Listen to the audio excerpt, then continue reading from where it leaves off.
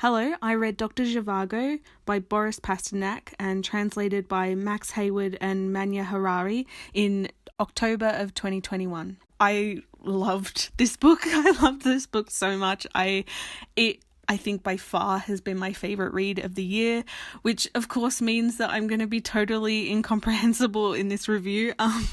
And somewhat bizarrely, I don't know if I will recommend this book to people. It's like, I loved it. I got so much out of this. It was like a solace that I needed. It felt so personal, and for that reason I don't know if I necessarily recommend it, because I don't even think it's a perfect novel, right? Like, I think it actually has some flaws, but I loved it. For starters, this is my first Russian novel, and you know what? The rumors are true. There are lots of Russian people in Russian novels. There's just so many people and tangents, and every character gets a bit about themselves, you know? And I think that's maybe why I wouldn't recommend it for everyone, because I think a lot of people would get frustrated with that. I think even I would get frustrated with that if I was in a different headspace or in a different mood, but I loved it. I loved just sort of following the flow of the novel as it wanted to be. And there were just the writing was so good. And this is where I have to, shout out the translation that I got. I know that there's a P&V translation, but I sort of did a little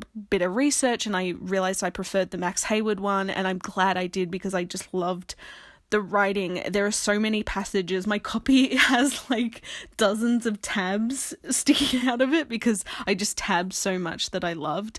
I think I just want to read you one passage that I really enjoyed. This is Dr. Zhivago coming back from the First World War. He's gone back to Moscow. His friends had become strangely dim and colourless. Not one of them had kept his own outlook, his own world. They had been much more vivid in his memory. He must have overestimated them in the past. It had been easy enough to do so, as long as the order of things had been such that people with means could indulge their follies and eccentricities at the expense of the poor. The fooling, the right to idleness enjoyed by the few, while the majority suffered, could itself create an illusion of genuine character and originality. But how quickly, once the lower classes had risen and the rich had lost their privileges, that these people faded. How effortlessly, how happily they had given up the habit of independent thought, which at this rate could never in fact have been genuinely theirs. My favourite section in the whole book actually is sort of in the middle of the book. They go on a journey from Moscow into more rural Russia, and it's this journey on the train, and it's just so fantastic. Nothing much actually happens. It's just trains and country and, the changing landscape outside the train window, which shows the changing Russia of the time. I loved this so much that I actually, once I finished the book, I immediately started rereading it, and I reread the first half until I got to this train section, because I loved the first half so much, and I really wanted to enjoy it with the context of the rest of the novel, and I got so much out of it. I didn't love the second half as much, especially there's this section that sort of shifts focus away from Zhivago himself onto the Russian Civil War. And to be honest, I don't know much about the Russian Civil War, and from what I've sort of garnered from, my old Googling, it's a really, really complicated war, and because of that I felt a little lost in those sections. I felt I wanted to get back to the characters that I had been with for the rest of the novel. But I think the thing that I got out of this book, and the reason why I've loved it so much, is that I actually related to a lot of things, a lot of what is happening right now in the world.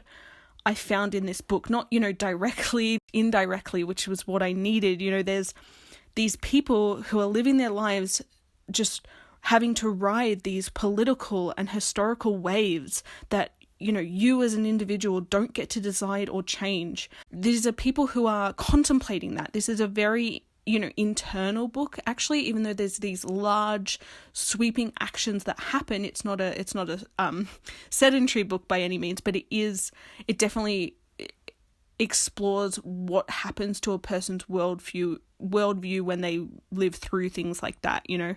The other is climate. In this book, people are threatened by the weather. Now in this book, it's winter and it's snow and it's the cold, and the threat of the cold to your life and to your family's lives. And, you know, there's whole sections where Zhivago is just stressed about finding firewood enough to live, you know, and of course I don't really need to get into why the threat of climate is relatable. The other thing that I liked about this book is that it knows how to write misery without wallowing in it.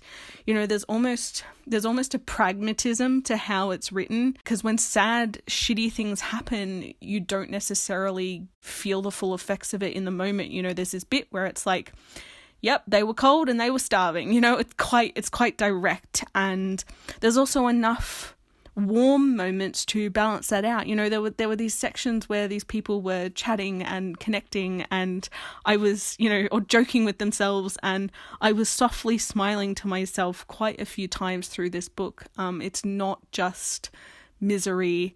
This book is sweeping and it is contemplative, and I absolutely loved it. I can't guarantee you will.